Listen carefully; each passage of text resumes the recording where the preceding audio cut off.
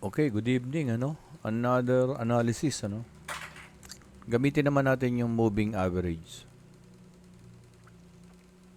For the monthly, ang moving average is talagang makikita natin na lumalaki yung opening.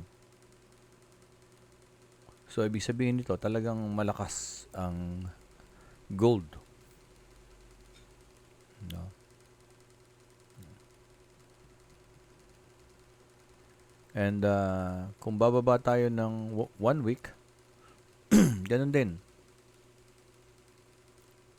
Yung moving average ng 20 is still above the moving average ng 50. So, ibig sabihin, bullish pa rin to.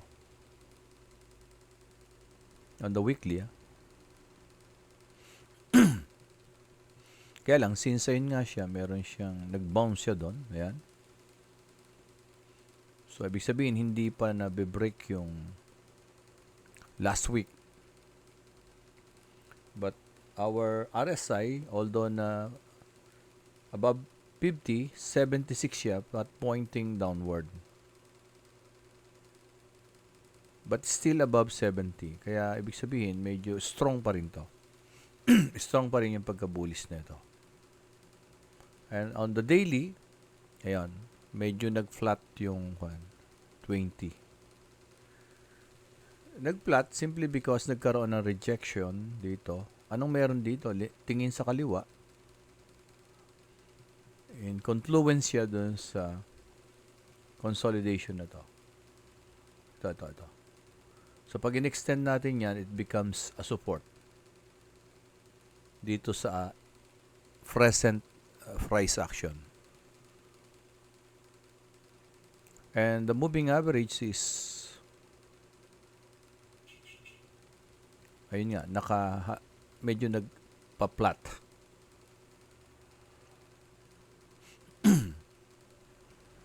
Baba tayo ng 4 hours.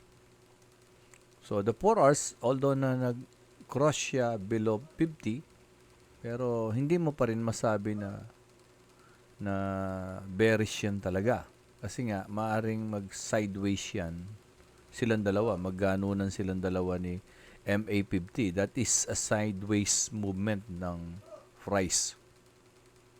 And kung mapikita nyo, this is actually a di ba? Ayan siya dito. And then nagkaroon dito ng tinatawag na choke. Nag-retest and then nagkaroon ng break na structure dito. So ibig sabihin nagkaroon ng continuation yung bearish on the 4 hours. Kaya nga lang, since meron ditong, nung na-refine siya, di ba? I-refine. Nung na-refine, on the 1 hour, 4 hours, kunin natin itong, ito yung pinaka, so lumalabas, ito ngayon yung pinaka, yung pinaggalingan niya. So, nag-bounce dito. Ayan. So, this is a breakdown or a break structure. Ayan, dito. Nagkaroon ng breakdown diyan. This is a good breakdown. And then, since nag-bounce dito, possible na ito ay nagiging pullback. Ayan. Ang pullback kasi, kung mapapansin nyo, yung size ng mga candlestick na to, 1, 2, 3, 4, 5 candlestick able to bring the price from this price to this price. Ganun siya kalakas. 1, 2, 3, 4, 5, 6. While 1, 2, 3, 4, 5, 6, 7, 8, 9, itong 9 candlestick na to, andito pa rin siya. Nagsa-sideways. So, medyo pagdating dito, ayaw nang tumuloy yung pagbagsak. Nag-hold yung support na to. And at the same time, kung titingnan nyo tong mga candlestick na to, this is low, higher low, higher low, higher low. Kung hindi lang masyadong obvious, parang merong nangyayaring trend pataas dyan. So, ibig sabihin, parang kumokontra yung pagbagsak ng price dito. Kaya lang, using the moving average, makikita nyo talaga nasa ilalim yung MA20 rito. So, it's not yet confirmed na talagang i-break ito. Pero may sign na. Wala lang confirmation. 1 hour. So, sa 1 hour, makikita mo talaga, may lalim siya. So, ibig sabihin, this is bearish. No? Ayun yung movement niya. Kaya nga lang, hindi na nagtuloy. Ang nangyari, medyo nagkaroon dito ng choke. Then, nagkaroon ng break structure. Then, nagkaroon ng panibagong trend. Ayan. Kaya lang, since yung moving average nasa ilalim, possible na mauuntog lang dito yan dyan. Hindi pa yan confirm, katulad sa 4 hours, na talagang, so, kailangan ma-break ito, and then, somehow mag-pull back. Yun. Pag na-break ito, break na structure to,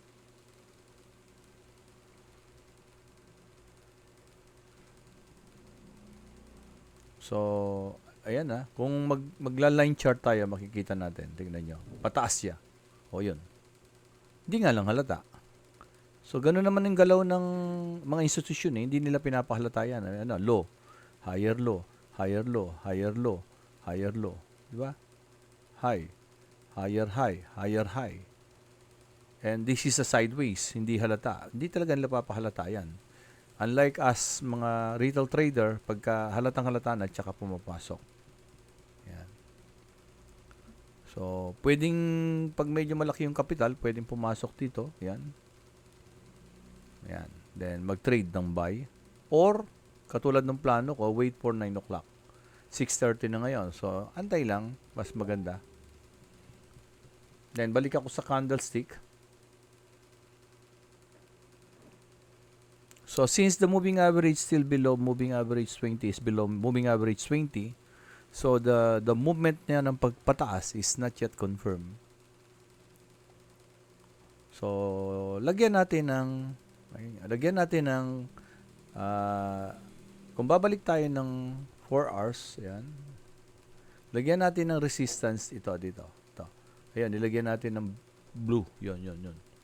Or ito kasi makikita nyo, yung rejection, pwedeng yung area of resistance. Hanggang dito sa taas na yan.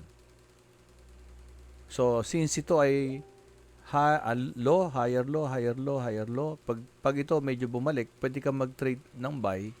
Ang pinaka-safe na TP mo dito. Then, entry, stop loss. Yun lang, wag masyadong i-expect na tataas ka agad kasi hindi pa nga nabe-break to. Once na na-break yan at nagkaroon na retest, ayun, pwede. Entry, stop loss, TP. Kasi mapapansin nyo, wala nang harang. Ito, pair value gap, ayan, pair value gap, ayan, nire-retest niya. So, yun yung mga pwedeng balikan.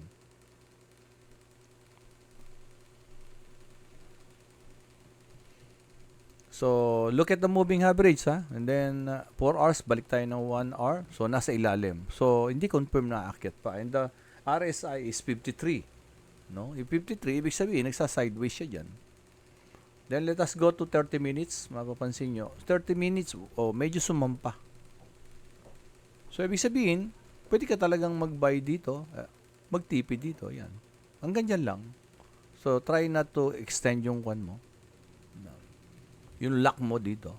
Kung ito ay biglang mag-breakout dyan at nag-pullback, ayun. Pwede ito entry, stop loss. Kung magkikreate ng fair value gap dito mamaya. Pwede. Kaya lang, bakit hindi pa ako pumapako? So, kasi I'm waiting for the 9 o'clock or 8 or 9 o'clock kasi merong tinatawag na high impact news today. High impact news ng Thursday at 10 o'clock pa pala. Okay. Sige. 10 o'clock pa. So, mamaya pa. So, may posibilidad yan na mapuuntog dyan, babalik, hanggang makita natin na yung 1 hour sumampa sa 20. Yon. Pag yung 1 hour sumampa sa 20, katulad nung nangyari dito, ayun, no? Yan. Nangyari dito, ayun. Possible na pwede na makipagsapalaran sa buy. Ayun. Pag ganun, tatargeting ko na to. Kasi may mga fair value gap dyan. Tatargeting ko na yan. But small lot size. Paanong diskarte pagka, let's say, na sumampa na yung 1 hour. Let's say, isipin natin sumampa yung 1 hour dito. Yan. Isipin natin sumampa yung 1 hour dito. Pag sumampang ganun, huwag kang magte-trade ka agad ng buy. Hintayin mo yung retracement. So, pag nakita mo sumampa, lagay ka dito ng line, support. For example, kapag nakita mo, nag-cross na. Nag-cross. Ito yung 20, ito yung 50, nag-cross. Ang gawin mo ito, ibaba mo yan. Ilagay mo kung saan nag-cross. Sabihin na natin dyan nag-cross. Tanggalin na natin yan. Baba ka ng 30 minutes. Alam mo doon. Pag sumampa rito yung price, nagkaroon dito ng bearish engulfing, tapos nagka-retest dito sa support na to, pwede ka na mag-buy. Kung gusto mo pang mas malinis, punta ka ng 15 minutes. Alam mo ngayon na ayun yung support na nilagay mo. Once na yung support na yan, sumampa dyan yung price. Ayan, nagkaroon ng break na structure dito. Breakout, sabihin na natin. Tapos nagkaroon ng retest. Pwede ka nang mag-entry dito. Support, stop loss dito. Then, TP dun sa taas. So, ganun gamitin yung moving average. But at the moment, since nandun pa sa yung 1 hour, nasa ilalim pa, I suggest na iwas muna. Iwas yan. Ayan, the 20 is below the 50, ibig sabihin, bearish pa yan. Pwede naman, kaya lang, makikipagsapalaran ka. Okay? So, that is the moving average strategy.